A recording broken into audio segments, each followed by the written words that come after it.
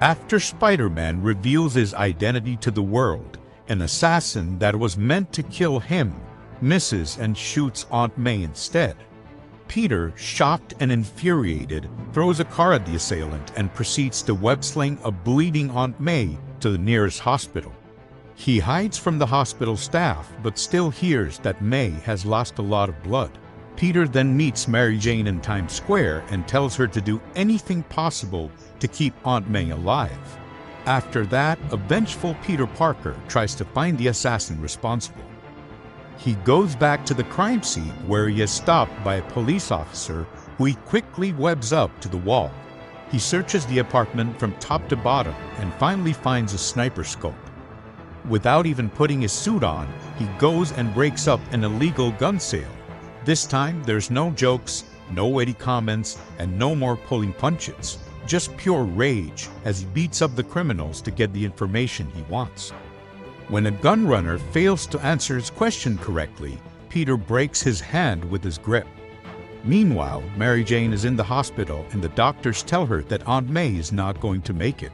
Frustrated and obsessed with finding his aunt's shooter, Peter goes back to the place where he had hid a certain suit.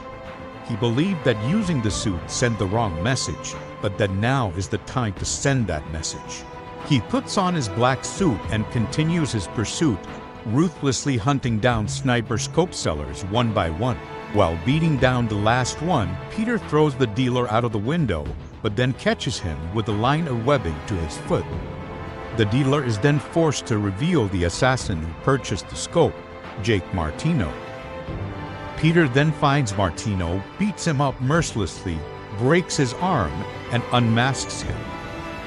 Just when he is about to get an answer on who hired him, Martino is shot through the chest. Before the second assassin can leave, Peter attaches a tracker on him. The police arrive and take Martino to the same hospital Aunt May is in, where Mary Jane lets Peter know that his aunt is not going to make it. After that, Peter finds the second shooter who appears to be calling someone. He webs up the mouth of the assassin and listens to who is on the phone. The caller is no other than Wilson Fisk, the Kingpin.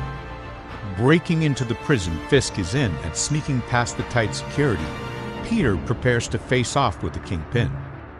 Fisk has already made preparations for them to meet in the prison. As the encounter starts, the prisoners gather to see the showdown. Kingpin starts to taunt Spider-Man, calling him a chump for believing in the greater good. Peter remains silent. As Fisk tries to further provoke him, he makes fun of Aunt May and Mary Jane.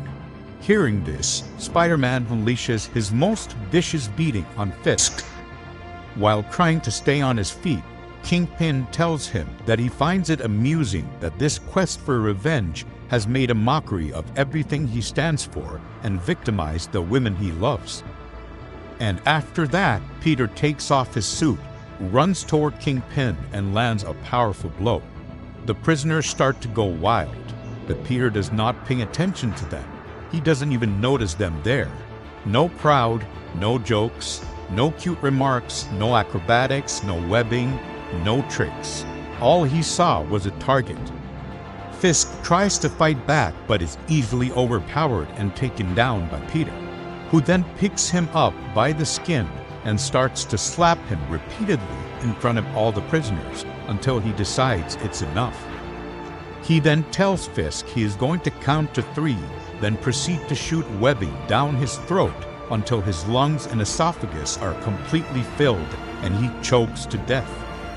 When he gets to 3, he decides to let Fisk live today, as he lets him know he has done something far worse to him. He has humiliated him and he has beaten him in front of everyone.